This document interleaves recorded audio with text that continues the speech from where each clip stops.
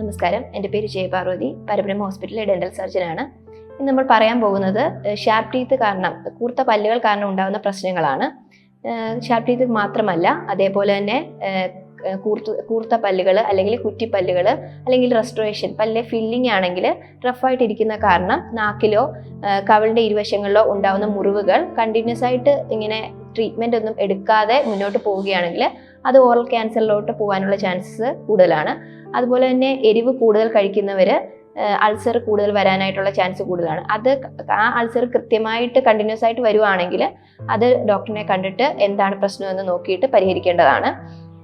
അതേപോലെ തന്നെ മിക്കവരുടെയും വിശ്വാസം ആൽക്കഹോള് അല്ലെങ്കിൽ പുകവലി എന്നിവയൊക്കെ കാരണം മാത്രമാണ് ഓറൽ ക്യാൻസറിലേക്ക് പോകുന്നു എന്നാണ്.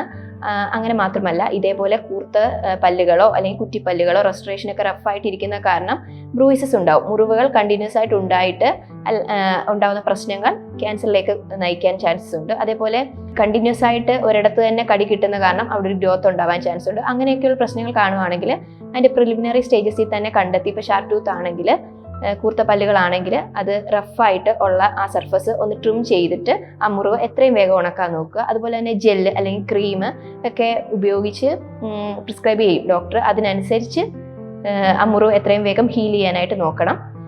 അതുപോലെ തന്നെ ആൾക്കാർ എല്ലാ ദിവസവും അവരുടെ ഓറൽ ക്യാവിറ്റി, വായയുടെ പരിശോധന നടത്തേണ്ടതാണ്. ബ്രഷ് ചെയ്യുമ്പോഴും ഒക്കെ തന്നെ അവർക്ക് പരിശോധിക്കാൻ ശ്രമിക്കാവുന്നതാണ്. വായുടെ ഇരുവശങ്ങളും അല്ലെങ്കിൽ നാക്കിൻ്റെ അടിഭാഗം ഇരുവശങ്ങളൊക്കെ ശ്രദ്ധിച്ച് എന്തെങ്കിലും പ്രശ്നങ്ങളുണ്ടോ എന്ന് നോക്കാവുന്നതാണ്. കൃത്യമായ ഓറൽ ക്യാമ്പുകൾ, അതുപോലെ തന്നെ ഓറൽ ക്യാൻസർ ക്യാമ്പുകൾ, അതുപോലെ അവയർനെസ് പ്രോഗ്രാമുകൾ എന്നിവയൊക്കെ യൂട്ടിലൈസ് ചെയ്തു കഴിഞ്ഞാൽ നല്ലതായിരിക്കും. ഇതുപോലെയുള്ള ടിപ്സിന് വേണ്ടിയിട്ട് പരബ്രഹ്മ ഹോസ്പിറ്റലിൻ്റെ ഈ പേജ് ഫോളോ ചെയ്യുക.